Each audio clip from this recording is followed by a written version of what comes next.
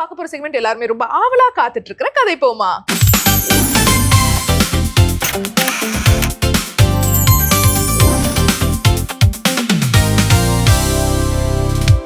பவித்ரா, இன்னைக்கு கதை போமால கெஸ்ட் யாரு அப்படிங்கறத சொல்லிடலாமா? சொல்லிடலாம். பட் அதுக்கு முன்னாடி ஒரு கேள்வி தீப்தி. சொல்லுங்க. உன்னோட வீட்ல காஃபி எருமை பால்ல போடுவாங்களா பசும் பால்ல போடுவாங்களா? அது எங்க அம்மாவை தான் கேட்கணும். ஆனா இந்த கேள்வி இப்போ எதுக்கு? ஏன்னா ஒட்டக்க பால்னு ஒரு காமெடி இருக்கு. அந்த காமெடிக்கு பேர் போனவர் தான் இன்னைக்கு வர போறாரு. அது மட்டும் இல்ல, வடிவேல் அவர்களோட நிறைய காமெடி சீன்ஸ் பெர்ஃபார்ம் பண்ணி நம்ம என்டர்டெயின் பண்ணிருக்காரு. அவரை வெல்கம் பண்ணிடலாமா? நிச்சயமா. Let's welcome the talented comedy actor Soundar.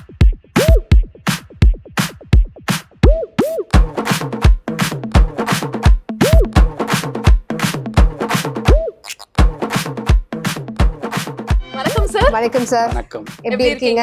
நல்லா இருக்கேன். நீங்க எப்படி இருக்கீங்க? சூப்பரா இருக்கும். சோ நிறைய விஷயங்கள் கேட்கறதுக்காக நாங்க ரெண்டு பேரும் ஆவலா காத்துட்டு இருக்கோம். ஃபர்ஸ்ட் வந்து ஒரு அருமையான கேள்வியோட தான் ஆரம்பிக்க போறேன். 2026 வந்து உங்களுக்கு ரொம்ப சூப்பரா போயிட்டு இருக்கு. ஏகப்பட்ட ப்ராஜெக்ட்ஸ்ல வந்து பிஸியா கலக்கிட்டு இருக்கீங்கல்ல. என்னென்ன ப்ராஜெக்ட்ஸ்ல கலக்கிட்டு இருக்கீங்க நீங்களே சொல்லிடுங்க. சுந்தர் சி சாரோட புருஷன் விஷால் ஹீரோ, தமன்னா ஹீரோயின், யோகி பாபு, விடி கணேஷ், அதுக்கப்புறம் மூக்குத்தி அம்மன் 2 நயன்தாரா, அதுக்கு அடுத்தது ஜெய்பீம் டைரக்டர் இருக்கார்ல சூர்யா சார் ஹீரோ, அதுல ஒரு கேரக்டர், அதுக்கப்புறம் வெப் சீரிஸ், சீரியல்ஸ் எல்லாம் போயிட்டு. சோ பிஸியா போயிட்டு இருக்க டைம்ல எப்படி மேனேஜ் பண்றீங்க சார் உங்களோட டைம்?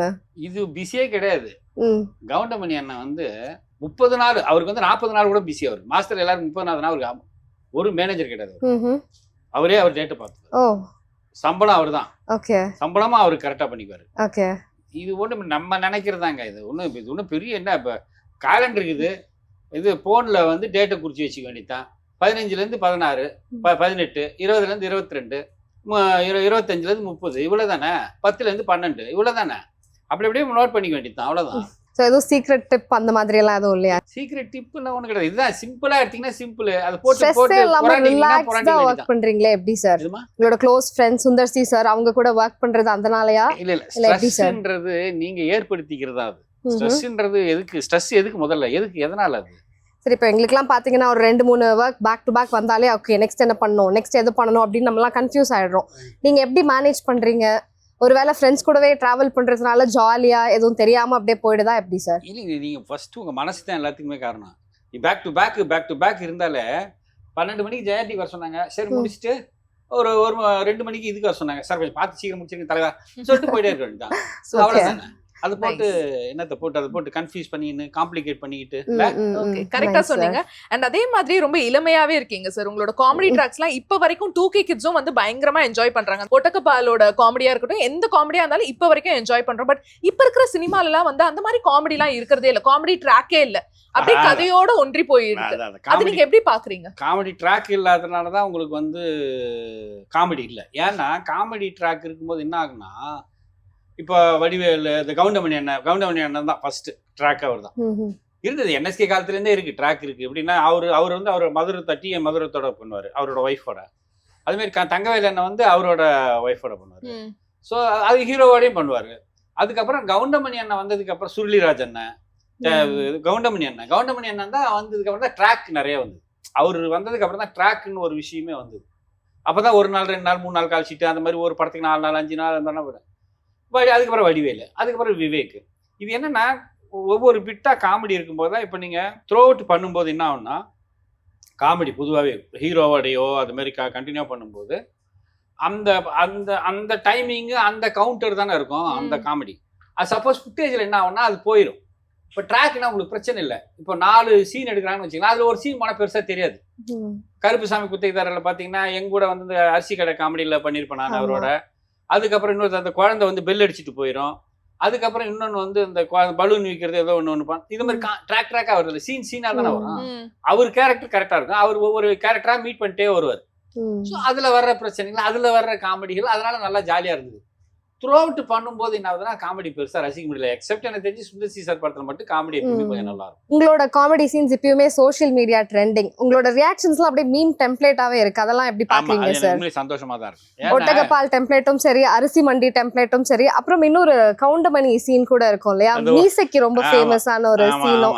எல்லாமே இன்னும் அப்படியே டெம்ப்ளேட்ஸ் அதை அப்படியே ஃபாலோ பண்ணிட்டே இருக்காங்க. கமெண்ட்ஸ்ல கூட அந்த ரியாக்ஷன்ஸ் போட்டுட்டு இருக்காங்க. அதெல்லாம் எப்படி பாக்குறீங்க சார்?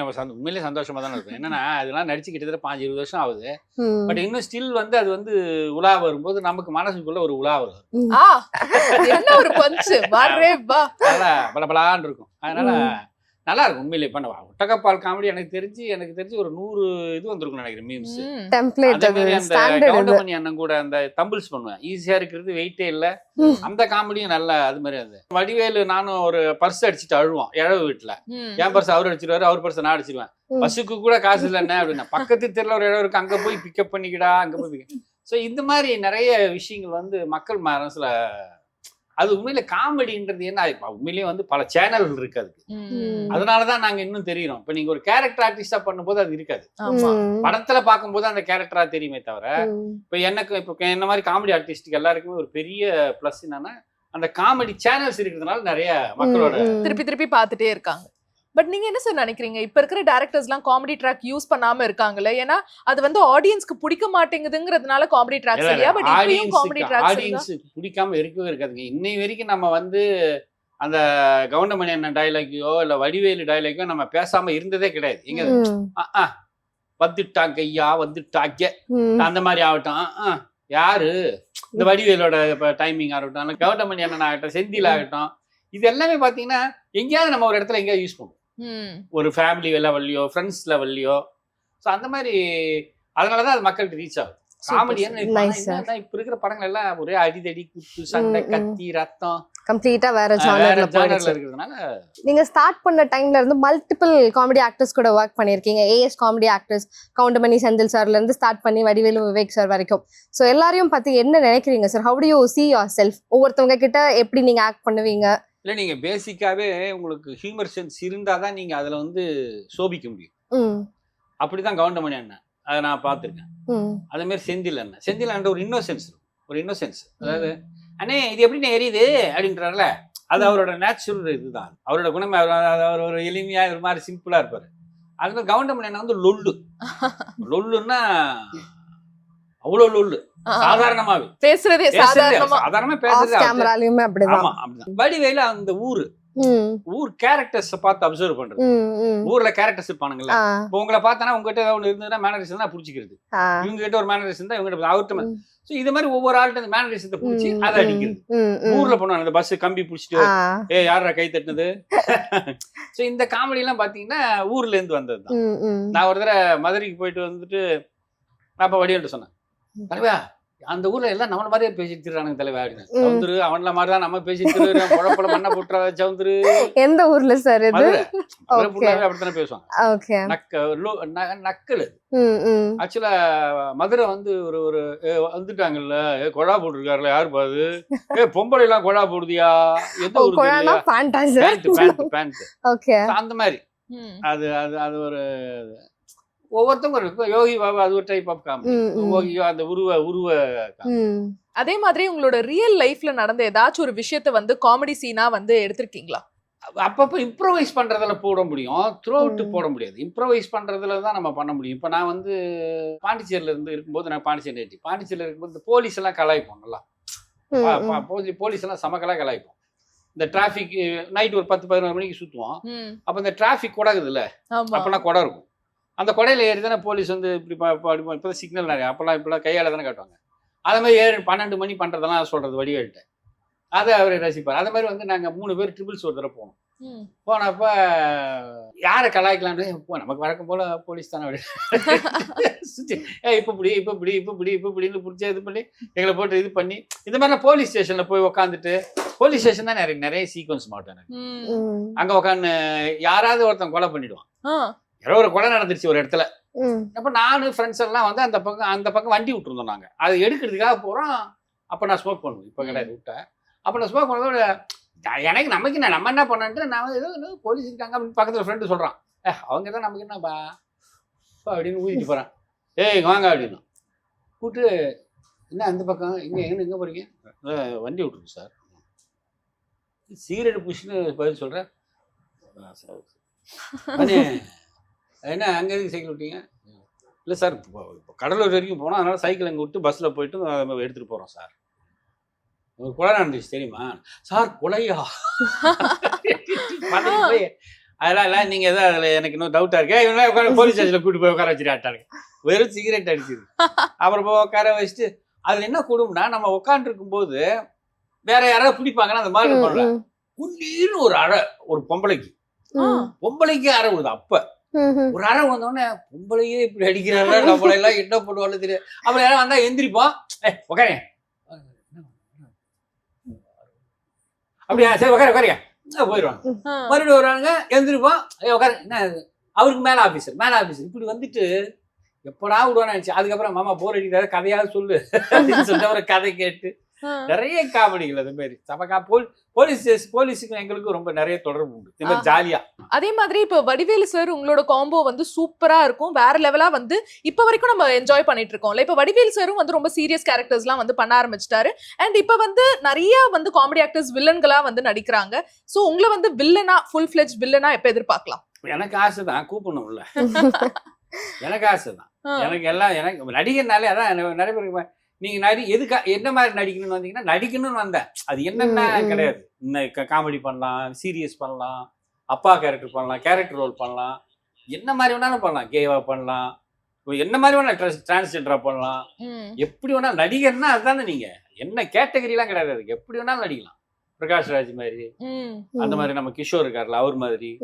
அந்த மாதிரி கண்டிப்பா கூட்டா பண்ணுவேன். ஒரு படத்துல ஒரு ஃப்ரெண்டு கேரக்டர் பண்ணிருப்பேன், ஹீரோ ஃப்ரெண்டு. அதுல வந்து நீ கேட்டீங்களா ரியல் லைஃப்ல இருந்து, அப்போ வந்து எங்க அண்ணி வந்து சீரியஸா இருந்தாங்க, டெத் கண்டிஷன்ல இருந்தாங்க. அப்போ எங்க அண்ணன் கிட்ட ஒரு டைலாக் சொன்னாங்க அவங்க, எனக்கு போறதை பத்தி பிரச்சனை இல்லை, சாகுது, பட் ஒன்ன விட்டு போறேன் பாரு அதான் எனக்கு கஷ்டமா இருக்கு, தனியா விட்டு போறேன்ல அதான் கஷ்டமா இருக்கு. இதை வந்து நான் அந்த படத்துல வச்சிருப்பேன். நான் சாகும்போது அந்த ஃப்ரெண்டு கிட்ட சொல்லுவேன், என்னை குத்திடுவானுங்க, அவனுக்கு பதிலாக நான் போய் குத்து வாங்கிடுவேன். அப்ப நான் சொல்லுவேன், எனக்கு சாகிறத பத்தி பிரச்சனை இல்லை மச்சான், நான் உன்னை தனியா விட்டு போறேன்ல, அந்த மாதிரி லைஃப்ல இருந்து இருக்குது. ஸோ இந்த மாதிரி விஷயங்கள் தான் சினிமாவும் லைஃப் ஒண்ணுதாங்க. அது பெரிய அதாவது என்னன்னா ரொம்ப கமர்ஷியலா ரொம்ப அதுலயே எங்கேயாவது ஒரு இடம் ஃபீல் ஆகும், கண்டிப்பா ஃபீல் ஆகும் இல்லையா? ரெண்டு ரிலேட்டட் தானே, ஃபேமிலி, வாழ்க்கை, சினிமா எல்லாமே ஒண்ணு தானே. அண்ட் அதே மாதிரி இப்ப வந்து சார் நீங்க வந்து வர சான்சஸ்லாம் மட்டும் தான் எடுத்துக்கிறீங்களா, இல்ல வந்து நீங்களே அப்ரோச் பண்றீங்களா நிறைய டைரக்டர்ஸ்? ஆடிஷன் கூப்பிடுவாங்க. நான் முதல்ல வந்து ஆடிஷன், எனக்கு வந்து ஆடிஷன் கூப்பிடுறது எனக்கு பிடிக்கும். ஏன்னா நம்ம வந்து ஸ்டில் இந்த இது ஃபீல்டு. ரெண்டாவது இன்னொன்று வந்து ஏன் என்ன பண்ணா இப்போ நம்ம மாறி இருப்போம், உருவம் மாறி இருக்கும். ஸோ அதுக்கு ஒரு சின்ன டெஸ்ட் தான்.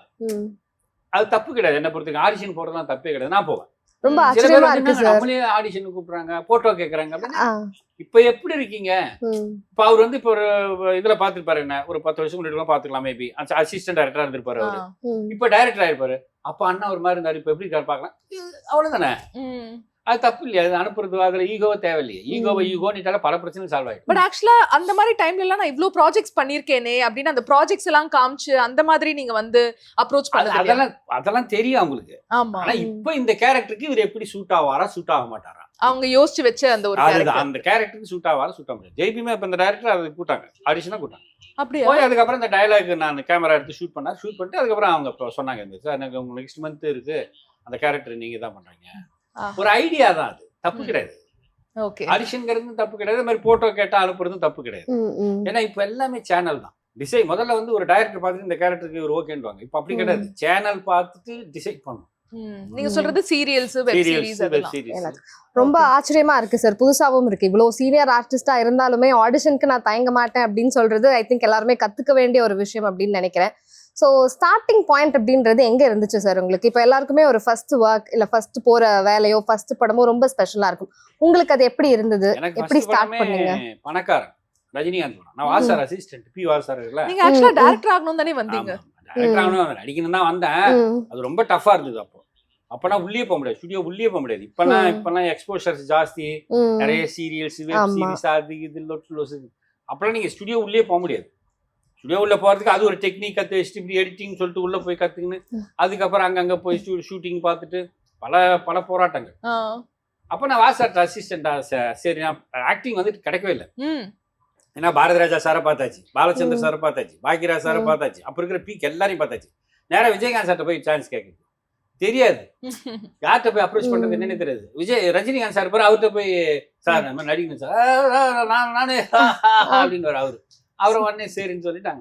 ஸோ இந்த மாதிரி எல்லாரையும் கேட்டு அதுக்கப்புறம் இது செட் ஆகாது அப்படின்னு சொல்லிட்டு அசிஸ்டன்ட் டைரக்டராக சேர்ந்து அப்புறம் நடிகனானா ஈஸின்ட்டு பாக்யராஜ் சார் தான் குரு அதில். அவர் தான் நிறைய பேர் துரோணாச்சாரியார் இருந்தார். ஸோ அது மாதிரி அவர்கிட்ட போயிட்டு அப்புறம் வாசார்ட்ட கேட்டு வாசார்ட்ட அசிஸ்டண்ட்டாக சேர்ந்து அவர் வந்து படக்காரன் தான் ஃபர்ஸ்ட் படம். Rajini sir hero, Gautami heroine, Sathya movies producer, Ilaiyaraaja music.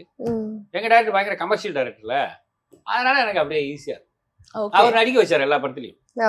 சின்ன தம்பியில தான் ஃபர்ஸ்ட் நடிச்சு வெளியாச்சு, ரிலீஸ் ஆச்சு. அப்புறம் அதுல இருந்து அப்படியே கண்டினியூ ஆகும். நான் டைரக்ஷன் ட்ரை பண்ணேன். அப்புறம் ஆக்டிங்ன்றது வந்து ஒரு சொஃபஸ்டிகேட்டடான விஷயம், அது கிடைக்கிறது ரொம்ப கஷ்டம். அது எனக்கு கிடைச்சது, சரி அப்படியே யூட்டிலைஸ் பண்ணிட்டேன். சரி ஓகே ரைட். ஆனா பட் டைரக்ஷன் ட்ரை பண்ணிட்டு தான் இருந்தேன். அதுக்கான வாய்ப்புகள் வராதனால அப்படியே இதுல ஆக்டிங்லயே பிஸி ஆயிட்டீங்க.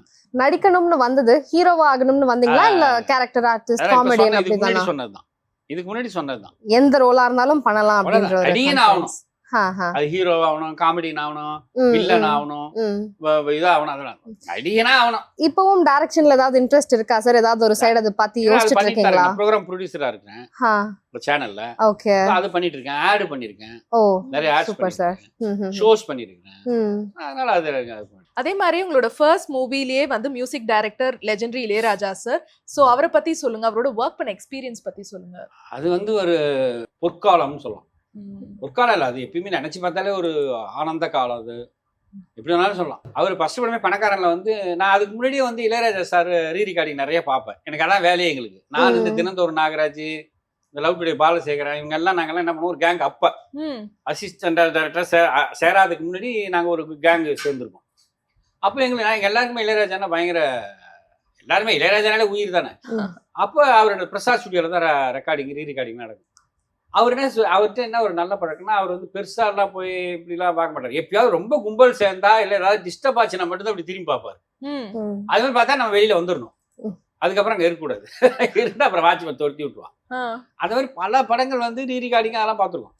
ஆனா அப்படி பார்த்த படம் தான் தாவணி கனவுகள்லாம். தாவணி கனவுகள் நாங்க இப்ப நான் சேரல, அசிஸ்டன்ட் சேரல. அது ஊர்ல போய் சொன்னா நம்ப மாட்டான். சும்மா சொல்லாது, இளையராஜா ரீரிகார்டிங் நீ பாத்தியா அப்படின்ட்டு அப்படியே இது வீரபாண்டிய கட்டம் மாதிரி பேசுறானுங்க. சரி என்னடா எப்படி சொல்லுங்க. சரின்ட்டு ஒரு பணக்காரங்களை சேர்ந்ததுக்கு அப்புறம், அசிஸ்டன்ட் டைரக்டரா சேர்ந்ததுக்கு அப்புறம் கம்போசிங் இளையராஜா சாரை பிடிக்கும்ன்றது வாசாருக்கு தெரியும், எனக்கு பிடிக்குன்றது. எப்படின்னா ஒரு தடவை வந்து டிஸ்கஷன் நடக்குது பாங்குரோட, வேற ஒரு படம், பணக்காரன் படம் டிஸ்கஷன் நடக்குது. அப்போ ரீரிகார்டிங் வந்து வாத்தியார் வீட்டு பிள்ளை பொன்மன செல்வனும் போயிட்டு இருக்காங்க உள்ள. அப்போ நான் ஒரு அசோசியேட் டைரக்டர் கேட்டேன், டைரக்டர் வரலையா அப்படின்னு. டைரக்டர் ரீரிகார்டிங்ல நான் போட்டப்பா ராஜா சார் போ ஏன்னா நம்ம யாராவா இருந்து பாக்குறதுக்கும் ஒரு அசிஸ்டன்ட் டைரக்டரா இருந்து பாக்குறதுக்கு வித்தியாசம் இருக்குல்ல. அது கிட்ட அருகாமையில இருக்கலாம், வாசார் அசிஸ்டன்ட் சொல்லிக்கலாம். அதனால நேரம் பிரசாத் ஸ்டுடியோக்கு போனேன். எங்க டைரக்டர் வந்து வெளியே நின்றுந்தார். என்ன இங்க நீ பாம்பே போலையா அப்படின்னாரு. இல்லை sir rerecording Ilaiyaraaja sir rerecording நம்ம படம். யோ என்னைக்கே வேலை இல்லைன்னு வெளியில் நின்றுருக்கேன், நீ என்ன பண்ண போற போயா. அவர் சரி போயாச்சு.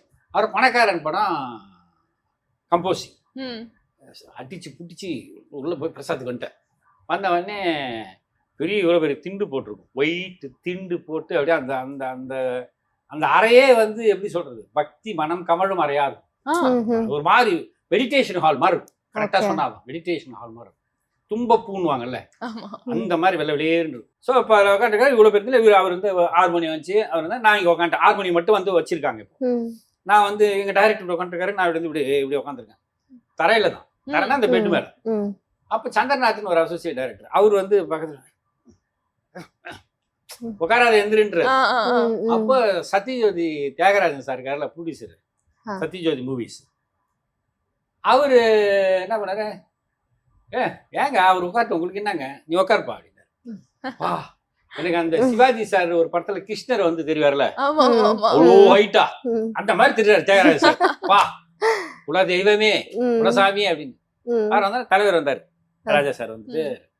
அப்ப எங்க வாசார்ட்ட கேரு, அது வந்து லாவாரிஸ்னு ஒரு ஹிந்தி படத்தோட ரீமேக். ஒரிஜினல்ல என்ன சிச்சுவேஷன் என்ன வரி வரும் வாசு அப்படின்றாரு. உடனே எங்க டைரக்டர் வந்து மரத்தை வச்சுவான் தண்ணி ஊற்றுவான் அது மாதிரி வரும்னு ஒரே வரி தான் சொன்னார். உடனே ஒரு சாமியார் பாடுவாருன்னா இது மாதிரி இந்த பையன் வந்து அங்கங்க வேலை செய்வான், அவனை டீஸ் பண்ணுவாங்க. ஒரு சாமியார் வந்து அசரீரி மாதிரி அவனை வாழ்த்தி பாடுவார். இதுதான் சிச்சுவேஷன். மரத்தை வச்சவன் தண்ணி ஊத்துவான், மனசை பார்த்துதான் வாழ்வை மாத்துவான், தானனே தனனானா தானனே நனனானா மங்கள் எல்லாமே படைத்த மன்னியவனோ அவனே. ம். அப்படியே எப்படி இருக்கும் அதான் பா சொன்ன உடனே அடுத்த செகண்ட் டக்குன்னு வந்து அவ்வளவுதான். பாடிட்டாரு. ஒரு 2 நிமிஷம் இருக்கும் இல்ல 3 நிமிஷம் இருக்கும், தொட்ட உடனே பீச்சின்னு வருது அப்படி ராகம். பா. அப்புறம் அப்படியே அதுக்கப்புறம் நிறைய படங்கள் அப்புறம் மன்னன் படத்துல பண்ணிருக்கேன். அதுல ரஜினி சாரை வந்து ரிக்ஷால வச்சு ஓட்டு வருவேன். அவர் சொல்லுவாரு, எவா இதாம்மா நம்ம ஊடு அப்படின்னுவாரு. உமாம்பரிய ஊடா இது அப்பயே நினைச்சேன் தலைவா நீ பெரிய ஆளா தான் இருப்ப அப்படின்னு சொல்லுவேன். மெட்ராஸ் நாங்கள் அப்ப இளையராஜா சார் ரீ ரெக்கார்டிங் அந்த எப்பயுமே என்ன ரீல் பார்ப்பாரு. பார்த்துட்டு அதுக்கப்புறம் நோட்ஸ் எடுத்துட்டு அதுக்கப்புறம் வாசிப்பார்.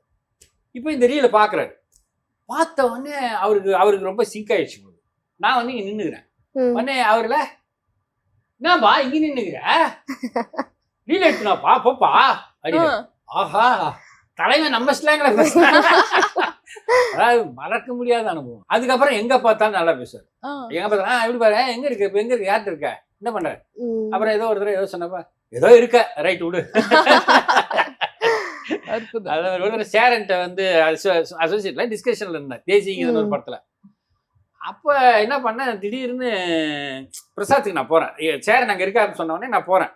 போயிட்டு எனக்கு இருக்கா திடீர்னு களத்தை உள்ள போனா இவரு நின்று இருக்காரு. இவரு சேரன் நின்று இருக்காங்க. ஏய் நீ என்னப்பா இங்க அப்படின்னாரு யாரு தலைவர். உடனே சேரனுக்கு ஷாக்கு. இல்லை ராஜா சார் யார்த்தையும் பேச மாட்டார்ல இவ்வளோ இதாக. உடனே என் கூட தான் இருக்காரு அப்படியா சரி சரி. இந்த மாதிரி அதுக்கப்புறம் ரீ ரெக்கார்டிங் வந்து படத்தோட ரீ ரெக்கார்டிங் தேசிக்கு அந்த கிளைமாக்ஸ்லாம் பிச்சிருப்பாரு. நான் வந்து அந்த ப்ரொடியூசர்கிட்ட போய் சாயங்காலம் சொல்றேன் சார் உடனே அவரு சார் பார்க்கணும் சார் சொல்லுங்க சார். நான் உடனே ராஜா சார் அடுத்த நாள் காலையில் போயிட்டு மாரி சார் மாரி ப்ரொடியூசர் வந்து பார்க்கணும் சார். உடனே இல்லை சார் ரொம்ப சரி வர சொல்லு. அப்புறம் சரி வந்தாப்படி வந்துட்டு அந்த ப்ரொடியூசர் பார்க்குற ரீ ரெக்கார்டிங்லாம் பார்த்துட்டு நான் முடிஞ்சிடுச்சு போயிட்டு அது பண்ணேன். இது நீங்கள் சொன்னாலும் ஒன்றும் அப்படின்னா அப்போதான் நினச்சேன் புரியலன்னு அவர் சொன்னது கரெக்ட். அதுக்கு ஒரு அவருக்கு அந்த சென்ஸ் இல்லைன்றதுனால தப்பு கிடையாது. பட் என்னன்னா மியூசிக்குன்னு அது ஒரு வகை இல்லை. ஏன்னா உங்களுக்கு நம்ம இங்கே பார்க்கறது ஒன்று அங்கே பார்க்கறது ஒன்று மிக்ஸ் பண்ணி வரும் அது இல்லையா. நிறைய வேலைகள் இருக்குல்ல. இப்போ நீங்க இதை அப்படியே பார்த்தீங்கன்னா இன்ட்ரெஸ்டாக இருக்காது. எடிட் பண்ணி உட்காந்து அதுக்கப்புறம் தானே அது ஷோவா தெரியும். அதே மாதிரி சுவாரஸ்யமா இருக்கு. அதே மாதிரி இப்போ உங்களுக்காக ஒரு அருமையான செக்மெண்ட் வந்து காத்துட்டு இருக்கு. ஓகேவா? இந்த செக்மெண்ட் பேர் வந்து பாட்டு பாடவா. ஓ பாடுறதுக்கு ரெடியா சார்? இல்ல எனக்கு மட்டுமா? உங்களுக்கான செக்மெண்ட் தான் சார் இது. சரி ஓகேவா? பட் நீங்க வந்து எஸ்கேப் ஆயிட்டீங்க. நாங்க தான் பாடி உங்களை வந்து டார்ச்சர் பண்ண போறோம். ஓகேவா? அப்பா ரொம்ப நல்லது. டார்ச்சர் ஆமா கண்டிப்பா ஒரு டார்ச்சரா இருக்க போகுது ஒரு 10 நிமிஷத்துக்கு. அந்த பாடல்ல இருந்து நாங்க கேள்வி நம்ம கிளம்பி போயிடும். நிச்சயமா முடிச்சிடலாம் சார். பாட்டுக்கு நடுவுல ஓடிடாதீங்க சார். பாட்டை பொறுத்து ஆரம்பிச்சிடலாமா? சோ முதல் பாடல் சார் உங்களுக்காக. நெஞ்சம் உண்டு நேர்மையுண்டு ஓடு ராஜா, நேரம் வரும் காத்திருந்து பாரு ராஜா, அஞ்சி அஞ்சி வாழ்ந்தது போதும் ராஜா, நீ ஆற்று வெள்ளம் போல் எழுந்து ஓடு ராஜா. இந்த பாடல்.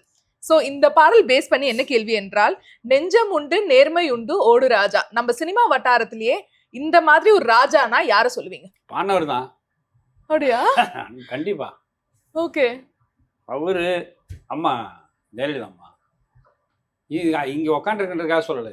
அவங்கள பத்தி கேள்விப்பட்டு தலைவரை பத்தி நீங்க பொதுவாகவே கமல் சாரை சொல்லலாம். நெஞ்சம் உண்டு நேர்மை உண்டு ஓடு ராஜான்னா இது அந்த நெஞ்சம் நேர்மை இருந்தாலே நீங்க மேக்சிமம் உங்களை பத்தி அந்த நேரத்துல வேணா ஒரு சின்ன ஒப்பீனியன் மிஸ் ஆகும். ஆனா காலம் கடந்து பாத்தீங்கன்னா அவன் ரொம்ப நல்லா இருப்பான். ஸ்ட்ரெயிட் ஃபார்வர்ட் அவன் மனசுல படத்தை பேசிடுவான்பா. இந்த இதுல நானே உண்டு. படம் பார்த்துட்டு நான் அப்பெல்லாம் என்ன பண்ணுவேன், நல்லா இருந்தா நல்லா இருக்கு, நல்லா இல்லைன்னா நல்லா இல்லைன்னுவேன். இது தெரியாது நமக்கு. ஊர்ல இருந்து வரோம்ல, மனசுல பட்டதை சொல்லியா கரெக்டா சொல்லியா அப்படின்னு கேட்கும்போது நம்ம என்ன சொல்லுவோம், first half okay but second half அப்படின்னு. அது வந்து அப்போ பிடிக்காது. ஆனால் காலம் கடந்து அந்த படம் ரிசல்ட்டை பார்க்கும்போது அவங்களுக்கு அவன் கரெக்டாக சொன்னான், அவன் கொஞ்சம் கரெக்டாக சொல்லு, அவனை கேள்வியா சௌந்தர் கேள்வியா கரெக்டாக சொன்னாங்க. இது ஒரு லெவலில் வந்துச்சு. ஆனா அது இல்லாம இருந்தா இன்னும் கொஞ்சம் நல்லா 2-3 பிளாட் வாங்கிருக்கலாம், கொஞ்சம் வசதியா இருந்துக்கலாம். இப்ப எவ்வளவு பிளாட் இருக்கு, எவ்வளவு கார் இருக்கு, ஒன்னும் பிரச்சனை இல்லாம இருக்கு. சினிமா நல்லா கொடுத்துருக்கு, நல்லா கொடுத்துருக்கு கடவுள். நீங்க எல்லாம் இஃப் யூ லவ் சினிமா உங்களுக்கு it will give lot of things to not only cinema. If you love your profession அது வந்து நிறைய கொடுக்கும் உங்களுக்கு. எந்த ப்ரொஃபஷனை நீங்க விரும்பினாலும் அந்த ப்ரொஃபஷனுக்கு உங்களுக்கு கொடுக்கும். ஸோ உங்களுக்கான அடுத்த பாடல் என்ன அப்படின்னு பார்த்தீங்கன்னா, என் ஃப்ரெண்டை போல யாரு மச்சான், என் ட்ரெண்டை எல்லாம் மாற்றி வச்சான், நீ எங்க போன என்ன மச்சான். ஸோ இதுல இருந்து உங்களுக்கான கேள்வி, நீங்க உங்களோட க்ளோஸ் ஃப்ரெண்டா நினைச்சு இப்போ ரொம்ப மிஸ் பண்ற ஒரு ஃப்ரெண்ட் அப்படின்னா அது யாரு சார்? மிஸ் பண்ற ஃப்ரெண்டுன்னா எனக்கு அந்துவான ஒரு ஃப்ரெண்டு தான் இருக்கான் இப்பயும். பட் என்னன்னா கான்டாக்ட் இல்லை. ஏன் கான்டாக்ட் இல்லைன்னா எனக்கு ரொம்ப ரொம்ப ஒரு உதாரணம் சொல்றேன். இப்போ நான் வந்து நாங்கெல்லாம் அப்போ டீ கடையில் பாலவனை சோளம் மாதிரி தான். அப்போ டீ கடையில் உட்காந்து அப்படி தான் பேசிக்கிட்டு கதையில் பேசிட்டு சிரிச்சுக்கிட்டு அது பண்ணிட்டு இது பண்ணிருக்கோம். ஒரு தடவை ஹாஸ்பிட்டலில் நான் ஆப்ரேஷனுக்கு போய் அட்மிட் ஆயிட்டேன். பைல்ஸ் ஆப்ரேஷன் அட்மிட் ஆயிட்டு அந்த நர்ஸுக்கிட்ட அந்த ஹாஸ்பிட்டல் அட்மாஸ்பியரே ஒரு மாதிரி இருக்கும். அப்பெல்லாம் ஜிஹெச் பயங்கரமா இருக்கும். அப்போ நான் வந்து அந்த நர்ஸுக்கிட்ட, சிஸ்டர் ரொம்ப இதாக இருக்கு, ஒரு மாதிரி போர் அடிக்குது, வெளியே போய் டீ மட்டும் சாப்பிட்டா டாக்டர், அது மாதிரிலாம் போகக்கூடாது, அட்மிட் ஆயிட்டீங்க, கேஸ் ஷீட்லாம் இருக்கு, அதெல்லாம் போகக்கூடாதுங்க. சத்தியமா நான் போயிட்டு வந்துடுவேன், ஒரே டீ மட்டும் சாப்பிட்டு சிஸ்டர் ப்ளீஸ் ப்ளீஸ். எங்க அண்ணன் வந்து டைரக்டர் பிஏவா இருந்தார், அப்போ டிஎம்எஸோட பிஏவா இருந்தார். அதனால எங்க அண்ணன் பேரெல்லாம் சொல்லிட்டு சரி போயிட்டேன். அப்படி நேரம் வந்து டீ கடைக்கு எல்லாம் பேசிக்கிட்டு ஜாலியா பேசிட்டு அப்புறம் வீட்டுக்கு போயிட்டு படுத்துக்கிட்டு தூங்கிட்டு அடுத்த நாள் காலைல வந்தேன். அடுத்த நாள் காலைல பேஷண்ட்டை தேடுறாங்க. Soundararajan where is gone, no patient காணா எங்கேயா யோ எங்கேயா. ஏன்னா அந்த நேரத்துல வந்து நான் என்ன தப்பு பண்ணாலும் அது அவங்களும் தான் சேரும் இல்லையா, ஒரே அதிருப்தி. அப்புறம் எங்க அண்ணனை போய் கூப்பிட்டு வந்து, உன்னால நான் படாத பாடுபட்டு இருக்கேன், என்ன வச்சு ஒரு ஃப்ரெண்டு ஒன்ன மாதிரி ஃப்ரெண்டை வச்சு நான் படுற பாடு இருக்குன்ற மாதிரி எங்க அண்ணன் ஒன்ன போய் தம்பியா பிறந்து நான் பட்ட பாடு இருக்குதுன்ட்டு அப்புறம் டாக்டர்கிட்ட பேசிக்கிட்டு இதை இதுக்காக சொல்றேன். அந்த மாதிரி அந்த டீ கடையில அப்போ வீட்டுல பெருசா நான் பேக்கிங் பண்ணி எல்லாம் கிடையாது. இது மாதிரி நீங்க சொல்ற மாதிரி பேக்கிங் பண்ணி அதெல்லாம் கிடையாது, எப்பயாவது வாங்கினா உண்டு. அப்போ என் ஃப்ரெண்டு வந்து டெலிஃபோன் எக்ஸ்சேஞ்சில் ஒர்க் பண்ணான், அந்துவான். அவன் நான் சாப்பிட்ற டீ, நான் சாப்பிட்ற பிஸ்கட், அந்த இது எல்லாம் என் அக்கௌண்ட்ல வச்சிங்கன்னு சொல்லிட்டு போயிட்டான். அதுவே மாசம் எனக்கு தெரிஞ்சு அப்பயே ஒரு 50 ரூபா 100 ரூபா வரைக்கும் கிட்டத்தட்ட எனக்கு தெரிஞ்சு. அது கிட்டத்தட்ட ஒரு 5 வருஷம் 6 வருஷம் கொடுத்துருந்தோம். அதுவே நிறைய ஃப்ரெண்ட்ஸ் எனக்கு. ரமேஷ் நீங்க ஒருத்தருக்காரு, அவரு வந்து அந்த மாதிரி நிறைய ஃப்ரெண்டு. அது தண்டபாணின்னு ரொம்ப க்ளோஸ் ஃப்ரெண்டு. நிறைய ஃப்ரெண்ட்ஸ் இருக்காங்க, ஏகப்பட்ட ஃப்ரெண்ட்ஸ். சினிமா வட்டாரத்துல உங்களோட நண்பர்கள் அது எப்படி? எனக்கு எல்லாருமே நட்டி சதுரங்க வேட்டை நட்டில அவர் அசிஸ்டன்ட் கேமராமேனா இருக்கும்போது வந்து நான் அசிஸ்டன்ட் டைரக்டர். அது மாதிரி இப்ப அது மாதிரி சுந்தர்சியும் அசிஸ்டன்ட் டைரக்டர் வனி என்ன சார்ட்ட நான் வாசார்கிட்ட. ஆனா அப்ப இருந்தே பழக்கம். சேரன் வந்து ரவிக்குமார் சார்ட்ட, நான் வந்து வாசார்ட்டேன். எல்லாருமே சக்தி சிதம்பரம், பிரவீன் காந்த் எல்லாம் ஒரே பேட்ச். கண்ணீரை தொண்டால் ரவிச்சந்திரன், தினந்தோறு நாகராஜ், இன்னும் அந்த கான்ட்ராக்ட் இருக்கு. அப்படியே எங்களுக்குள்ள ஏதாவது எங்க பார்த்தாலும் இப்ப நட்டிலாம் நான்லாம் ரெகுலரா மீட் பண்ணுவோம். வாரத்துல ஒரு நாள் 5 நாள் 1 மாசத்துக்கு ஒரு தடவை மீட் பண்ணுவோம். இப்ப நட்டி தான் எனக்கு தெரிஞ்சு இப்போதைக்கு ரொம்ப க்ளோஸ். கல்யாண சமையல் சாதம் காய்கறிகளும் பிரமாதம், இது கௌரவ பிரசாதம், இதுவே நமக்கு போதும். கல்யாண சமையல் சாதம். சோ நீங்க சொல்லணும், இந்த சாப்பாடு இல்லாம என்னால இருக்கவே முடியாதுப்பா, இந்த சாப்பாடு மட்டும் எனக்கு கொடுத்தா போதும், நான் எப்போதுமே சந்தோஷமா இருப்பேன்னா என்ன சாப்பாடு? எனக்கு பொதுவா வந்து சாம்பார் சாதம், அது போதும். பிரியாணி, ரசம், அவ்வளவுதான். தயிர் மேக்சிமம். கார குழம்பு இது மாதிரி தான்.